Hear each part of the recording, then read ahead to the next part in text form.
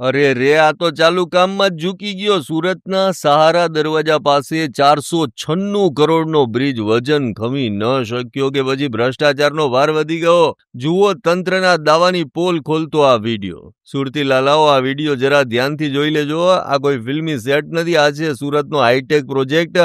Multi modal transportation હબના નામે આશરે 496 કરોડ રૂપિયાને પાણીની જેમ વહાવી એલિવેટેડ રોડ બની રહ્યો છે. પણ જુઓ, હજુ તો આ જનતા બ્રિજ પર પગ મૂકે પહેલા જ આખો એ ગર્ડર ધોળા દિવસે જાણે નમસ્કાર કરી ગયો છે. જેવો પિલર પરથી ટેમ્પરરી સપોર્ટ હટાવ્યો કે તરત જ ગર્ડર ભાઈ સાહેબ વચ્ચેથી બેન્ડ થઈ ગયા. કંપનીના એન્જિનિયરો દોડતા થયા અને આબરૂ બચાવવા માટે તાત્કાલિક એ આખાએ ભાગને તોડી પાડીને ઠેકાણે પણ પાડી દીધો. અધિકારીઓ તો ભાઈ છાતી ઠોકીને બાજુ એવું કહી રહ્યા છે કે સાહેબ આ કોઈ અકસ્માત નથી, આ તો ટેકનિકલ ખામી છે, પ્રોબ્લેમ છે. વાહ સાહેબ વાહ, કરોડોનો ગર્ડર ઝૂકી જાય અને તમારા માટે માત્ર એક નાનો પ્રોબ્લેમ છે.